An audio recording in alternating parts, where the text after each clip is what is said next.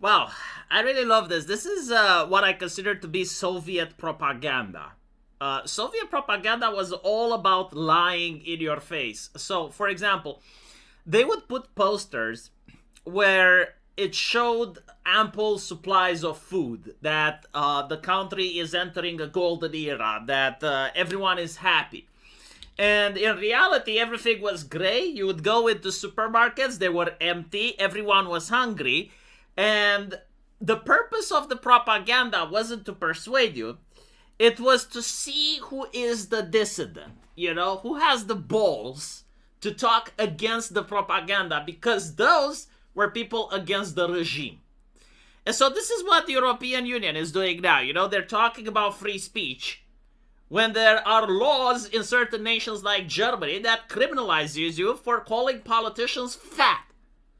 So there was Gab Torba, right? Sorry, not Gab Torba, Andrew Torba. Andrew Torba, who runs Gab. A couple of months ago, just screaming on Twitter that the German police is asking him to dox one of his users. And I was like, well, goodness gracious, like, is it a terrorist? Did it try to put a pipe bomb? Did it try to rape someone in Calais? Like, what the fuck happened? That's serious.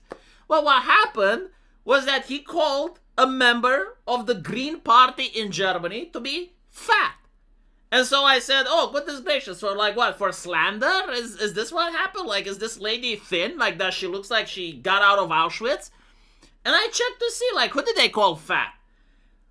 My brother. Like, that was like calling her fat was an injustice to the name fat. Like, she was morbidly obese.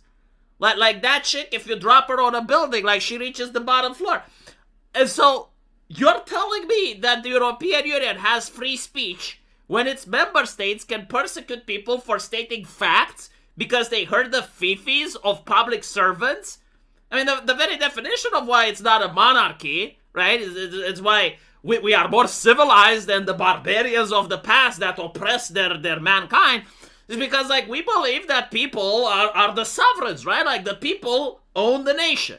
It's the Green Political Party of Germany, not the Germany of the Green Political Party. Small difference, but, like, it's really easy to confuse, right? And despite all that, like, no European sanction, no complaint about that. Oh, Hungary wants to ban LGBT activism. Oh, immediately the European Union starts caring. And look here, right? A German, Dries van Lagenhoven. I was given a prison sentence for racist memes in a private group chat, and the EU has been implemented Europe-wide chat control, which automatically scanned every private sent image to look for illegal content. And again, like, they're selling this because they're liars, they're subverters.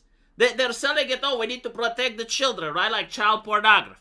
But while we're doing it, we're also going to look for racist memes, we're also going to look for other things, because once the infrastructure is there, why not use it for other things? Like, I'm literally curious, is there a policy that the European Union vehemently disagrees with? On issues like immigration or environmentalism, like, they just flat out disagree. They don't just disagree, they think that the people who hold those opinions are evil. But I want to see them, like, the European Union does, like, okay, we do think that those people are evil, but we will defend them to speak. If they just speak, right, if they don't do action, if they just speak whatever the fuck they want, we will defend their right because we believe that free speech is a European value. Do you see them do this? With anything, like any type of policy that the European Union's establishment disagrees with, or that endangers the European Union establishment. Like, let's say there's another political wave, right? That instead of environmentalism, they're the pollution party. Like, they literally want to destroy Mother Earth. Why? Because they believe that they're not going to have children, so there's no point in saving the Earth for the future. They want to burn coal. They want to bring the industry back. They want to start, like, 5 more Chernobyls, But hey, like, all they're doing is talking, and if people vote for them, like, that's democracy, right? And I mean, surely people won't vote for them if that's the case, right? Like, it's like, if you have, like, more than half of the people wanting that, then they should get that, right? Because assuming that democracy is a thing. But again, I don't think we have democracy. I think we have managed democracy. The people that made the Helldivers, they try to say that it's a criticism to the United States that Super Earth is criticizing the Trump administration. my brother, it's criticizing Europe. Like, seriously, look at the European system and tell me it's not managed democracy. Like, it literally happened in my country. It literally happened in my country. Like, my people were saved from their own vote. Right? Like, it's insane, isn't it? So let me get this straight, right? You're allowed to vote until the bad candidate wins. When the bad candidate wins, the voting is stopped. They take the candidate that won off the election poll, and they took like 2 other candidates as well. It's fucking insane. It was like, oh yeah, we have democracy and we have free speech. Yeah, I mean, sure, of course, as long as you speak the correct things. Absolutely. The other thing that I like is the academia. Yes, like the European Union has academic freedom. Academic freedom would mean that you have a wide range of ideas. Like, put 100 people in a room and show me consensus among 100 people. You can't do that, right? Because it's not normal. It's not humane. You will have dissent. But the European Union is all about the academic consensus, There is something called the consensus paradox. If you have consensus, it's because people are either lying or they're threatened, right? You can see this, like, why would they have social media banning or suppressing things that have to do with anti-environmentalism? This is just one topic. Or immigration, right? Like, things that have to do with anti-immigration, suppressed. Really? Like, there is absolutely, like, no argument against these things at all? Like, no one can make it? No. Okay, here's the interesting thing with academia.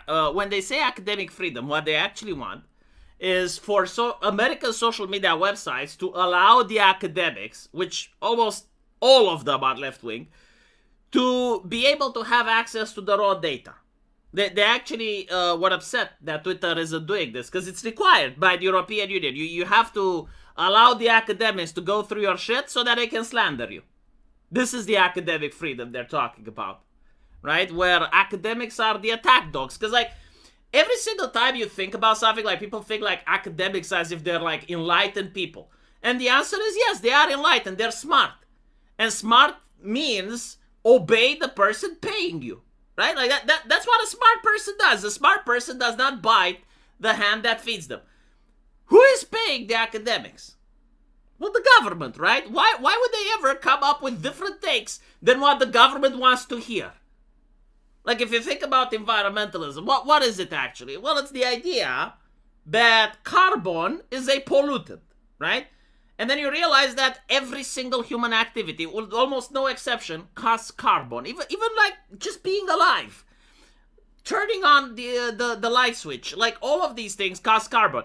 If you can then claim that you have to regulate carbon, you can regulate literally every single human activity imaginable. This is why they like it. It's socialism, but rebranded, right? Like, in socialism, you control the means of production. In environmentalism, you control the carbon, which means that you control human activity, the means of production, which happen to produce carbon. The idea of carbon credits, it's a sin tax. Like it's the same concept that the Catholic Church used to have back in the day by selling indulgences. This is actually what created the Lutheran movement. Like, Martin Luther was big-ass hurt because the Pope was basically saying, pay up so you can have your sins forgiven, right? And because, like, human activity is sinful in its nature, like, the sin emissions had to be paid. Now, of course, it wasn't the peasants paying them, but, like, if a merchant, right, like a middle-class person was paying the indulgence, well, that price would be, obviously, shipped down the line to the consumer. Literally what the EU is doing.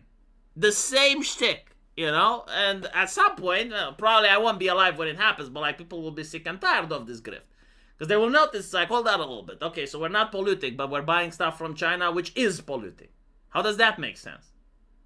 We're not polluting, but we're making deals with the Mercador to get vegetables from there. How does that make sense? Not Mercador, Mercosur. Right? Fucking hell. Again, like, places that I've not even heard of because they're not even in the EU. Let me know what you guys think, though. And as usual, I'll see you in the comment section. Take care.